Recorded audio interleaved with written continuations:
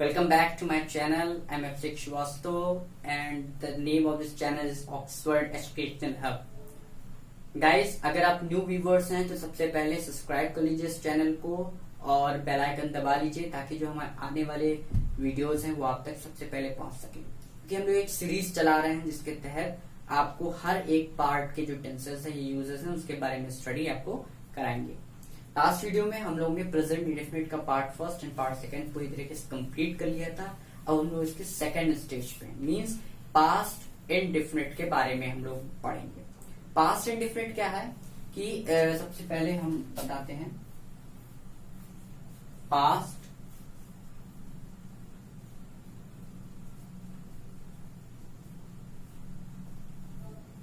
Tense.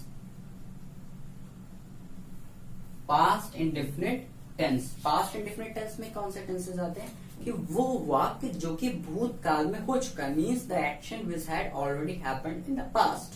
वो action जो कि पास्ट में हो चुका है उसको हम लोग पास्ट इंडेफिनिट के अंतर्गत लेकर के आते हैं। जैसे हम लोग कहते हैं कि उसने मुझे किताब नहीं दी, ठीक है, या मैं वहां कल गया था, मैंने अपना काम कर पूरा किया, उसने मुझे 2 रुपए कल दिए। इस प्रकार के जो सेंटेंसेस हैं वो पास्ट इंडेफिनिट टेंस के अंतर्गत आते हैं।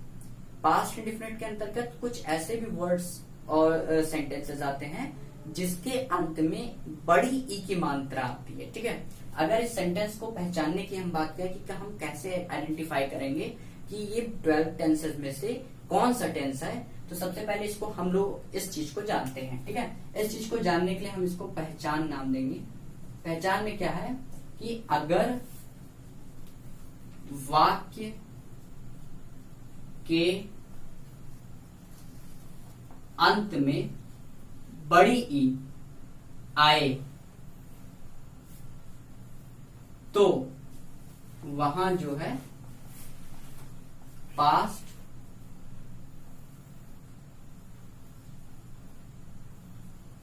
इंडेफिनिट टेंस होगा। ये जो है ये मेन आपको हमने बताया है, या इसके लास्ट में आप पहचान के रूप में वो भी लिख सकते हैं कि अगर किसी भी वाक्य के अंत में बड़ी या बड़ी ई या ये वो आए तो वहां पे पास्ट इंडेफिनिट टेंस होता है। क्योंकि ये एक पहचान हो जाती है, आपको एक बहुत ही इजी मेथड पता चल जाता है कि आप किस प्रकार से वो सेंटेंस को पहचान सकते हैं जो कि पास्ट इंडेफिनिट टेंस के है। इस वजह से ये चीज हम आपको क्लियर कर देते हैं ताकि आपको किसी भी प्रकार की कोई कठिनाई ना हो तथा आप टेंस फॉर्मेशन में या स्पीक करते समय कोई भी प्रकार की गलतियां ना करें। उदाहरण के तौर पे हम लोग ले सकते हैं, जैसे उसने मुझे किताब दी। अब यहाँ पे देखिए गाइस, यहाँ पे दा पे जो है बड़ी की मात्रा आई ना, तो अकॉर्डिंग टू द पहचान के हिसाब से, अकॉर्डिंग टू द इंट्रोडक्शन, ई यानी बड़ी अगर आ जाए तो सेंटेंस जो है पास्ट इंडेफिनिट टेंस के अंतर्गत आता है। उसने मुझे किताब दी, he gave me book, he gave me book. Okay guys, तो ये हो गई आपकी पहचान कि आप लोग सबसे पहले किस तरीके से पहचानेंगे कि वो जो सेंटेंस है वो किस ग्रुप से बिलोंग करता है। अब इस चीज को आप नोट कर लें। सबसे पहले गाइस, किसी भी टेंस को यूज करने से पहले सबसे पहले उसे जानना होता है कि किस प्रकार से वो आ रहा है, या आपको सबसे पहले ये समझना होगा कि उसकी पहचान क्या, आप उसको आइडेंटिफाई क्या करेंगे। तो ये जो है आपको उसमें मदद करेगा। गैस पॉज करके नोट कर लीजिएगा।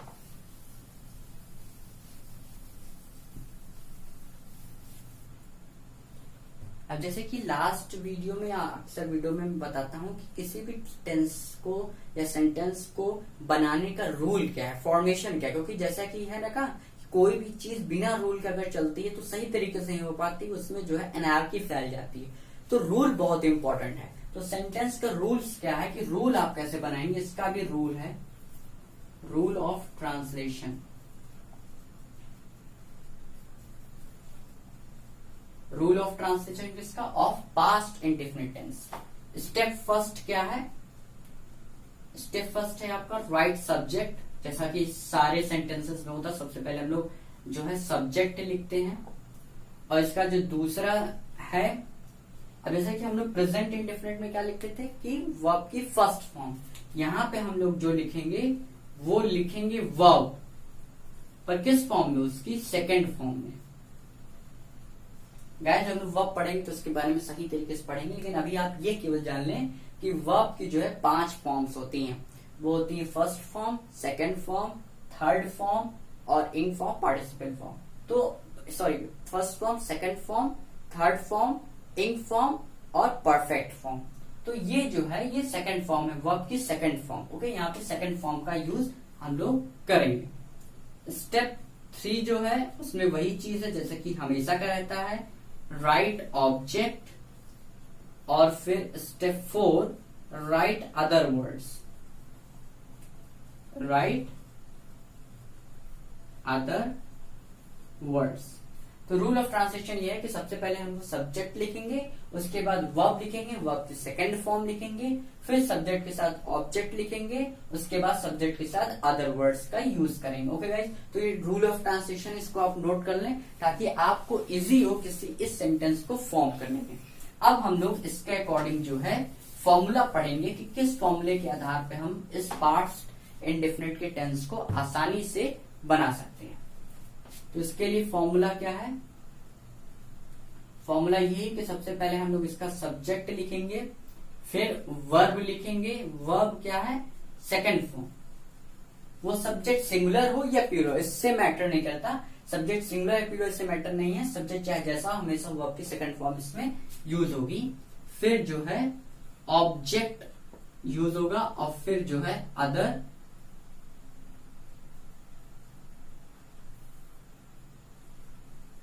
वर्ड्स का यूज होगा।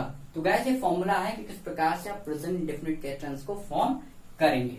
इसके बाद हम लोग एक एग्जांपल लेते हैं, जैसे उसमें हम लोग लिखा था कि तुमने एक आम खाया।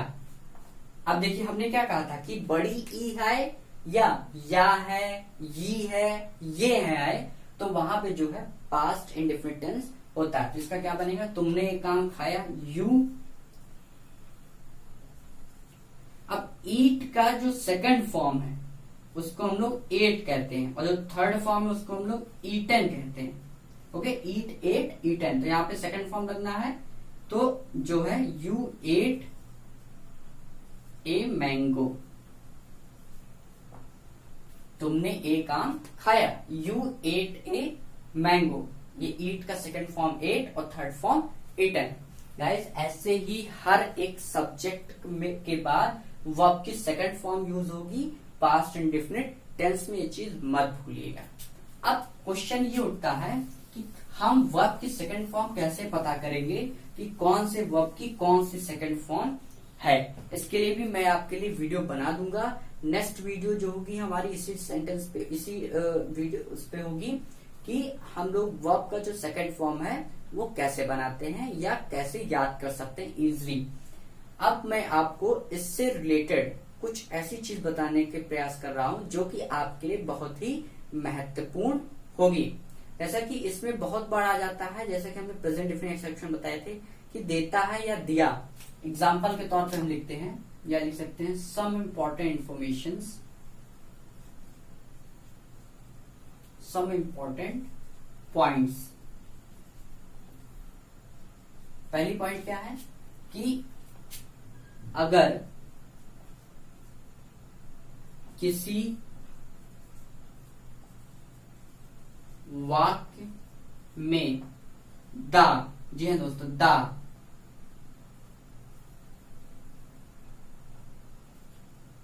आता है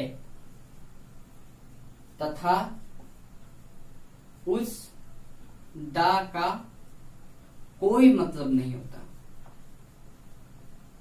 कोई मतलब नहीं होता है, तो वहां लेट का यूज होता है। एग्जाम्पल, उसने उसे जाने दिया। ओके गाइस, यहाँ पे जो लेट काम होगा वो लेट एज ए वर्ब भी काम होगा। जैसे उसने उसे जाने दिया तो ही लेट हिम गो, क्योंकि guys let first form, let second form और लेट थर्ड फॉर्म। लेट का फर्स्ट और सेकेंड फॉर्म सेम होता है। जैसे कट, कट एक वर्ड है, कट का first form, second form, third form तीनों सेम होता है। Cut cut cut. सेट, छिपना, सेट सेट सेट, ठीक है, सेट सेट सेट। तो इसके तीनों फॉर्म सेम है, कट के तीनों फॉर्म सेम है और लेट के तीनों फॉर्म। ऐसे बहुत सारे वर्ड्स हैं जिसके तीनों फॉर्म सेम है। इससे यहाँ पे लेट और वर्ब की सेकंड फॉर्म, यानी कि लेट, ही लेट हिम गो। अब इसी का अगर हम लोग प्रेजेंट बनाते हैं, क्या बनाते हैं, ही, चूंकि ये सिंगुलर है इस वजह से वर्ब के साथ यस लगाते हैं, तो ही लेट्स हिम गो। इस तरीके से इसका फॉर्मेशन करते। नोट कर लीजिए गाइस।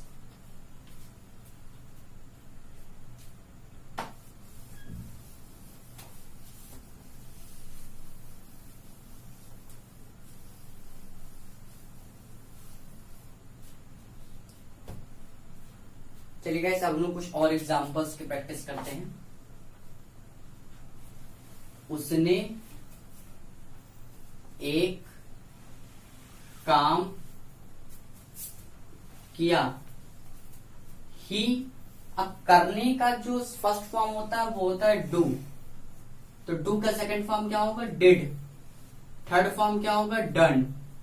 डू डिड डन, तो यहां पे हमें क्या लगाना, वर्ब की सेकंड फॉर्म, तो he did a work, he did a work.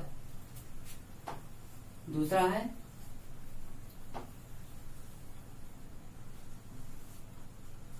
मैंने चाय बनाया। बनाने की इंग्लिश क्या होती है, make. Second form made, third form made. Make का first form made, second form made और थर्ड फॉर्म मेड। तो आई मेड ए टी, या यहां पे बनाने की एक और इंग्लिश यूज कर सकते हैं, वो है prepare. Prepare, second form prepared, third form prepared. तो यहां पे क्या बोल सकते हैं, आई प्रिपेयर्ड ए टी, मैंने चाय बनाया, आई प्रिपेयर्ड अ टी। तो गाइस, इसी प्रकार से आप सेंटेंस को पहचानिए, जानिए और करने का प्रयास करिए। सब तो अभी छोटे सेंटेंस है, हम लोग इसके बड़े बड़े सेंटेंस भी करेंगे। जैसे कि 10th या 12th के बोर्ड्स में, 11th के बोर्ड्स में जो है वो क्या होते हैं, एक कहानी आती है, स्टोरी आती है, इसको ट्रांसलेशन करना होता है, उसमें बड़े बड़े सेंटेंसेस होते हैं जो कि पास्ट इंडेफिनिट के होते हैं। गाइस समझ नहीं पाते हैं कि किस प्रकार इसको आइडेंटिफाई करें और जो है स्टोरी को एग्जाम में छोड़ देते हैं। तो आपको छोड़ना नहीं है, आपको हमारी वीडियो को देखना है और समझना है कि किस प्रकार से मैं आपको उसकी पहचान बता रहा हूँ, तो उसको फॉलो करिए और जानिए तथा समझिए। तो ये गाइस है, इसकी तरह आप अपने बुक से और भी जहां से करिए, और फिर मैं आप कोशिश करूंगा कि आपको ज्यादा से ज्यादा जो है यहाँ पे एग्जाम्पल कराऊं, और वीडियो के अंत में या दूसरी वीडियो में आपको एक्सरसाइज भी प्रोवाइड कराऊं। ये तो अभी हम लोगों ने इसके अफर्मेटिव पढ़ा, इसका हम लोग निगेटिव पढ़ेंगे। गाइस, इसका नेगेटिव बहुत ही सरल है, क्योंकि प्रेजेंट इंडेफिनिट में हमें यही याद रखना पड़ता था कि वर्ब अगर सिंगुलर है तो उसके साथ डज, प्लूरल है तो डू का यूज होगा। लेकिन चूंकि ये नेगेटिव सेंटेंस पास्ट इंडेफिनिट का, इसमें केवल एक हेल्पिंग वर्ब है, डिड, जो कि डिड का यूज होगा। लेकिन जैसा कि उसमें था कि अफर्म से नेगेटिव बनाने के लिए यस यस हटाना पड़ता था, इसमें भी अफर्मेटिव में सेकंड फॉर्म लगता है, लेकिन नेगेटिव बनाते समय ऐसा फर्स्ट फॉर्म लगेगा। तो इसका फॉर्मूला क्या होगा, इसका फॉर्मूला होगा subject plus did plus not plus verb, कौन सी फॉर्म में, फर्स्ट फॉर्म में, प्लस ऑब्जेक्ट और plus other words. Okay guys, तो subject did plus not plus verb की first form plus object plus other words. Example,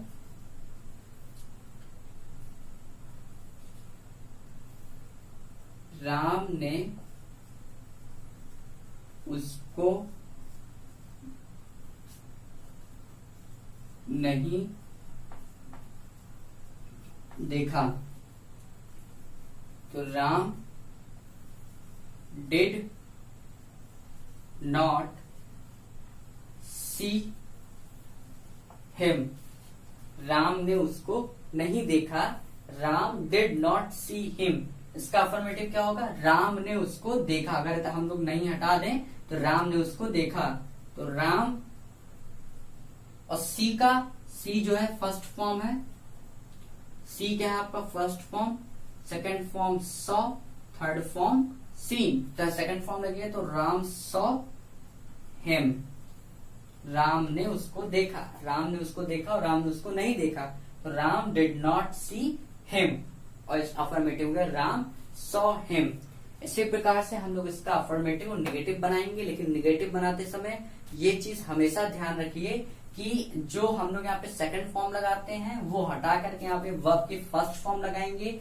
यही main गलती कई लोग अपने स्टूडेंट्स की क्लासेस में करते हैं, अपनी कॉपीज में करते हैं, लिखते समय नहीं ध्यान देते, जिसकी वजह से उसका नंबर कट जाता है और वो समझ नहीं पाते कि आखिर में मेरा नंबर कटा कहाँ है। इसी प्रकार की छोटी छोटी जो चीजें हैं वो हमें ध्यान रखनी है तथा समझनी है।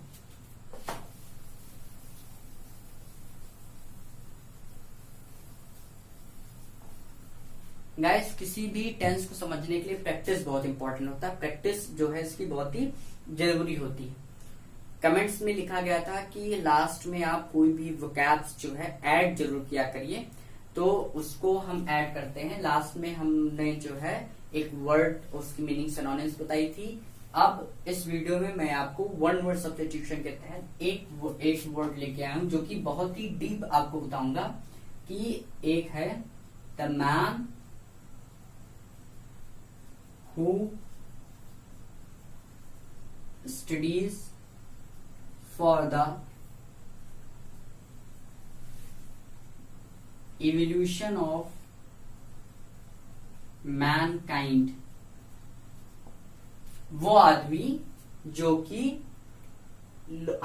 वो मैन जो कि मनुष्यों के किस प्रकार से मनुष्य उत्पन्न हुए, किस प्रकार से बढ़े और वो उसके बारे में स्टडी करता है, उसको क्या कहते हैं? तो उसको कहते हैं anthropologist.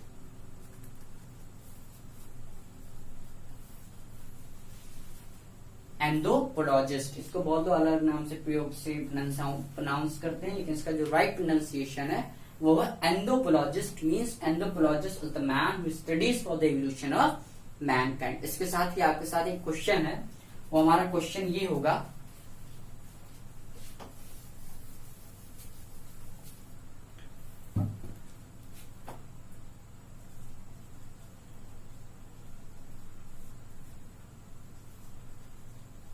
A lover of book. किताबों के प्रेमी को क्या कहते हैं? किताबों के प्रेमी को क्या कहते हैं? इसका जो आंसर होगा उसको आपको एक्सप्लेन करके कमेंट बॉक्स में लिख करके बताना है कि किस प्रकार से इसका जो उत्तर होगा, यानी कि जो आंसर होगा वो कमेंट में आप लिखें, तो एक्सप्लेन भी करें कि किस प्रकार से वर्ड्स कहाँ से है। जैसे कि हम लोग पहली वीडियो में एमोलॉजी के बारे में बात की थी, इटमोलॉजी के बारे में बात की थी, उसका यूज करते हुए कमेंट में आप बताएं कि इसका आंसर क्या होगा, आ लवर ऑफ बुक।